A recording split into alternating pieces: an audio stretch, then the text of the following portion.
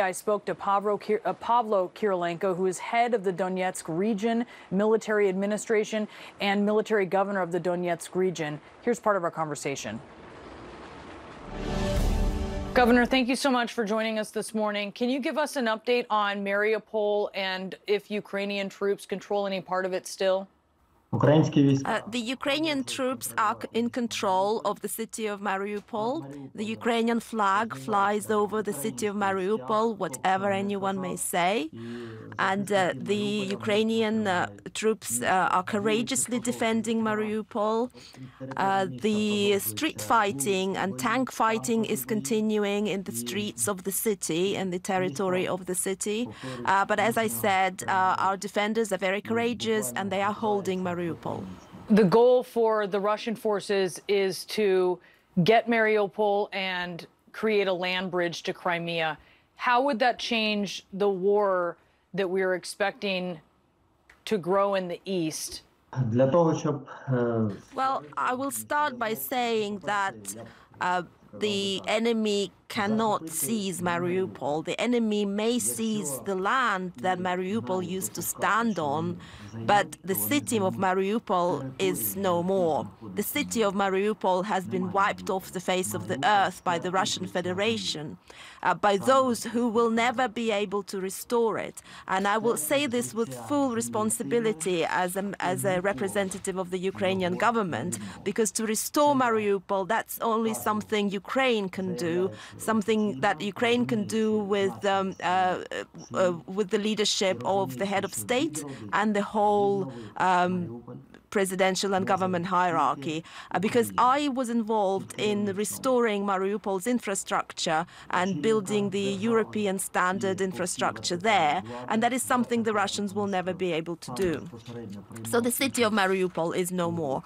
However, as for the land bridge, the so-called land bridge with Crimea that the Russian Federation is talking about, well, I will say there's still fighting in Zaporizhzhia region. There's still fighting going on around Kherson. In Kherson region, the Ukrainian troops are pushing the enemy. And the so-called land bridge to Crimea, that is something that is an illusion of the enemy, as is the blitzkrieg that they were planning to take over Ukraine. That is all an illusion. Sir, we are hearing some different estimates on when. We know there is fighting in Donbass. We know there is fighting in the east, but we're hearing different estimates on when the large-scale battle is going to begin. The French have said maybe it's here in the next few days. Right now, America is projecting sometime in the next couple weeks. Can you give us a better sense of the timeline? So the enemy has been able to regroup in all the main directions, and we have seen attempts to break through from the north on the border between Donetsk region and Kharkiv region, and we have been repelling these attacks, and the enemy has suffered some losses in armor and personnel. But we have not yet seen a full-scale offensive from all directions as we expected.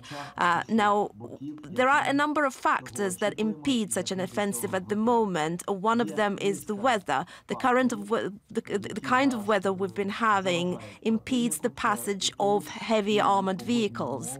But I believe it is a matter of several days rather than weeks, and therefore I have been calling on all the population in the area to evacuate as soon as possible, because and we are taking practical measures to enable this evacuation, because the enemy is not going to wait. They have a column of heavy armored vehicles waiting with personnel that is exposed to our efforts to destroy it, and they will continue heavy artillery strikes on civilian populations. So that is something they're going to do. Governor, we really appreciate your time this morning. Thank you so much for speaking with us. We'll be checking in with you here in the coming days. Thank you, and stay safe. And we have more on the breaking news on the ground in Ukraine.